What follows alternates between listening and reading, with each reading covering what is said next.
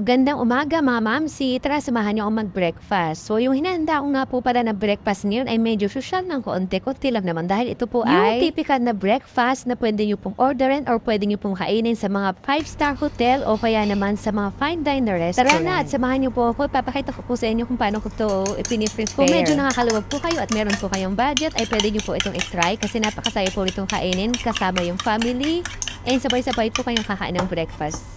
Dito po meron ako ditong beans. So ito po ay plain beans lamang na merong tomato paste. O yan, inopin ko na lang din po ito. And then meron din po ako ditong kamatis. So masarap din pong pang breakfast itong kamatis. Kaya hiniwa ko na rin po ito. And naghiwa na din po ako nitong mga mushroom. Ito po yung nasa lata lang din. Hiniwa ko lang din po ito ng maninipis na slice. Pagkatapos dito naman po sa kawali, syempre naglagay ako din ng konting butter. Pagkatapos ay magto-toast po tayo dito ng tinapay. So, ayan, yung gamit ko nga po palang tinapay ngayon ay wheat bread. Ayan nga, ito-toast lang po natin yung magkabilang side. Naman po, syempre, kung kayo yung gagawa, kahit anong pong tinapay, pwede nyo pong gamitin kung ano po yung available sa inyo. And kapag toast na po yung ating bread, so, ang gagawin ko po dito, hiwain ko lang po ito sa gitna. Kasi ganito rin po yung nakikita ko sa mga fine diner restaurant. So, ayan, mag-assemble na po tayo dito sa akin. Nalagyan, syempre. And then, dito naman po, magpiprito na nga po ako dito ng aking hotdog. So, dito naman po, syempre, pwede po kayong gumamit dito ng kahit ano pong available sa inyo, katulad ng meatloaf o corned beef. So, di bali po, meron po ako dito ham, bali chicken ham po ayan. Bali yung pagkakaluto ko po, nagagawin dito half cook lamang. Kasi kapag na-overcook po itong ham, ay magiging matigas po yung kakalabasan nito. And then, hiniwa ko din po ito sa gitna para po mai-assemble na rin po natin dito sa akin nalagyan. Ayan, so gandahan na lang po natin yung pag-assemble, syempre para po magandang tingnan. And dito ma rin po sa same na kawali, naglagay din po ng konting mantika at ipiprito ko po itong aking itlog. So, yung pagkakaprito ko po na ginawa dito sa itlog, yung soft lamang siya. Ayan, so ilalagay na rin po natin dito sa ating plato. And then, naglagay din po ako dito ng konting mantika ulit.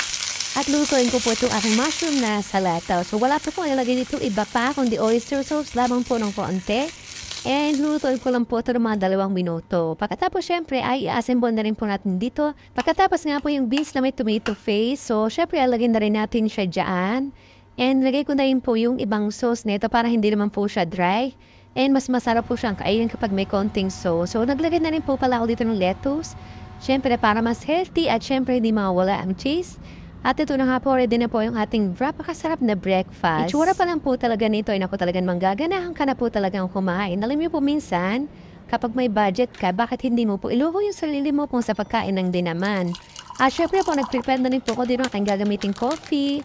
Ito po yung coffee ko, macchiato, ayan.